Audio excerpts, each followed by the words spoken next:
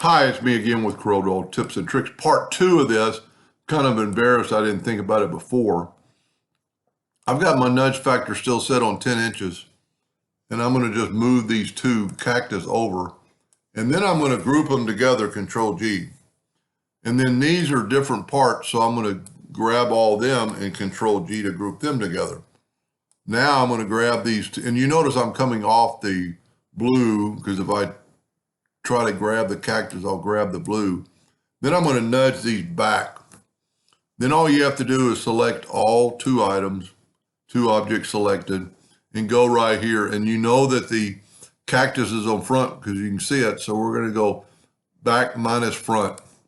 And voila, you get the exact same, maybe a lot faster and a lot easier because you're not putting the lines that you have to take away. Anyway, just another way to do something. Hope that helped. Thank you for watching.